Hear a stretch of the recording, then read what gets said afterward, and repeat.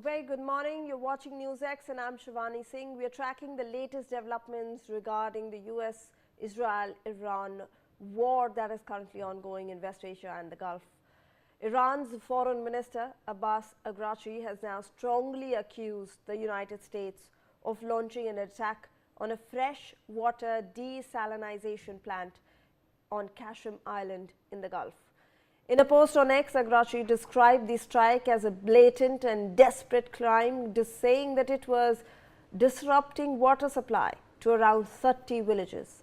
He warned that targeting Iran's infrastructure is a dangerous escalation with grave consequences, adding that the US set this precedent, not Iran.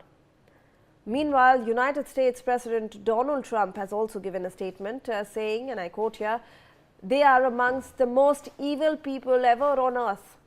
Let's in fact listen into what he has said. And evil people ever on earth. They cut babies' heads off. They chop women in half. What they did, take a look at October 7th. Take a look at what they've done over the last 47 years. So I know nothing about a desalination plant other than to say if they're complaining about a desalination plant, we complain about the fact that they shouldn't be chopping babies' heads off, okay? Joining us on the broadcast to discuss this further is Ambassador Suresh Goyal, who's a former diplomat, and Major General J.K. Bansal, defense expert. Thank you so much, sirs, for speaking to NewsX, for taking out your time and for waiting. Ambassador Goyal, if I can come to you first. Obviously, we are now seeing day 9, sir, of this war. We have been discussing it daily. But now we are obviously, on the first day, we saw a school being attacked. Obviously, US said that they are trying to investigate why that attack or strike happened and if it was by mistake. Now we have the Iranian foreign minister come up and say that even a water desalination facility has been targeted. And he has warned that this is a precedent that has been set in by the United States, not Iran. So do we see now the war taking another, angle? Because right now there were strategic ports, there were military installations, there were oil facilities that were being targeted, but not civilian infrastructure. Good morning, Shivani. It's rather very painful, and it's actually a matter of anguish for some people, old-timers who have seen many things earlier in terms of both wars, to see this happening now in the Middle East. Even earlier, and we know that South Asia has been a theater of wars on several occasions. Middle East has been a sector or theater of war on many, many occasions. West Asia has been, Southeast Asia has been. But violation of the humanitarian laws and attack on the civilian infrastructure, which actually serves to keep the population, the civilian population and people basically supplied with with their basic daily needs, is absolutely, it just cannot be condoned. I remember what happened in Gaza: food, water, shelter for the people living in Gaza. And 70,000 people dead without anything available. And even today, there is no support coming to them, and no humanitarian aid. And now, then attack on the school in Iran, and now the desalination plant. I think United Nations itself, and I remember but I remember clearly reading when I was there, that there are laws of the war. And I think Major General Bansal can elaborate on that much more clearly. But there are laws of war where the warring parties are expected to leave out the civilian non-combatants. That's the reason the military don't live with when they're in action. They stay away from the civilian civilian population so that they are not affected. But now in this war, the civilians have become as much a part, and that is, in fact, this is not the first time. It had happened in the case of, it has been happening very, very often in the case of West Asia. So all I will say is, uh, the war will end someday. Maybe now, maybe 1 year, 2 years, whatever it is. Second World War also came to an end eventually. And what we are seeing is really a war of the same epic proportion. The point really here is, I would, I would really expect the armies, uh, the parties to the war, not to use civilians unable to defend themselves, make them part of the war.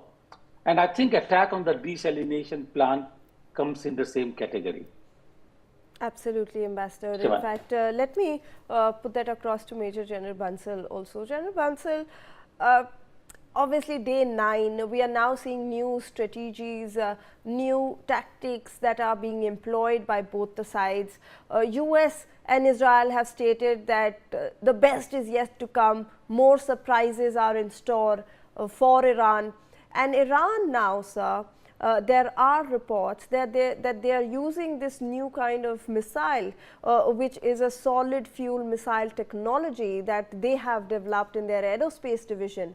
And they are using these solid fuel missiles that do not actually require any preparations. They can be launched and they can be fired very quickly, and that's what now they are getting to. They are targeting fuel storage points across the Middle East and Gulf.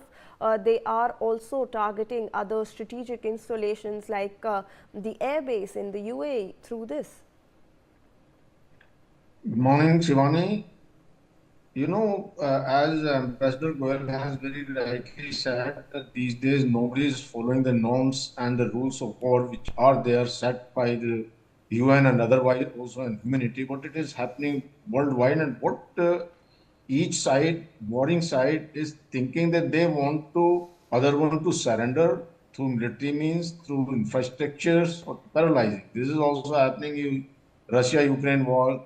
This Russia is trying to paralyze the electricity, everything, the infrastructure, everything. Similarly, it was earlier thought of, there was news that Iran may attack the desalination plants of other Gulf countries, but it has been done now in the Iran itself. So as far as you are saying about the missiles, every side, both sides that you talk about the America, you talk about the Iran, they are saying that yes, we have yet a very big reserve of weapons with us, which we have not taken out. And there's this Qeshm Island, which is one of the missile of Iran is very, very destructive, and they are doing it also now. Very recently, maybe I think today or yesterday, they destroyed and obliterated much of the things in the refinery in Haifa. So this is going on. Similarly, there are some rhetoric which has been just made to as a psychological warfare. The America also stated that yes, we will be doing the bombardment tonight. That it was so far more than whatever has been done. But nothing is of that sort. So these are the rhetoric and the statement. What really is that everybody is trying their best and they just want to other side surrender and make them paralyzed, whether militarily or infrastructure or civilian. But one thing is important that yes, as the school was attacked or any human places or building, even though they attack, they are not gaining anything. Even by infrastructure, they can achieve something. Say, for example, if they are attacking refinery, they are trying to paralyze the economy. Similarly, suppose we talk about the desalination plant, it goes to everybody, it goes to government, it goes to the system. So they try that, yes, we will harm everything. And moreover, at times the attacking country feel that if these kind of things will be there, their population will be against it, and they have to be under pressure. That is also not happening, and that was the Iran thought of that by attacking in the Middle East, they will get precise America through the Gulf countries, and it never happened. It is more escalating more. But as far as the Iran is concerned, the Iran, there are the two factions. One is the moderate, as being led by the Pezeshkian president over there, and the second is the IRGC, because President Pezeshkian apologized to Gulf countries about the attack, and he said that if attack is not coming from a particular country, we will not attack it further. While still the attack are happening, and those are maybe because of IRGC, which is more hardcore. So, what way it will go now? That is very, very important, and how it will progress, because as such, America does not put boot on ground, but they are saying they want to take away the uranium, enriched uranium, which is about 400 kg. Similarly, now for the boot on ground, rather than putting boot on ground, they are instigating and preparing Kurd forces to attack on ground, so that ultimately they want to change regime. So let us see what happens. This is everybody is trying from their sides, and the rule is not being followed. There had been the criminal charges also. This International Court of Criminal has indicted some of the people also, in which, of course, Netanyahu was also indicted, the Putin was indicted. So, like that, let us see that some kind of good sense prevails on that they should not attack the innocent people. Back to you, Simon. Absolutely. I would request both my panelists to please stay on with us. We are just introducing this piece of information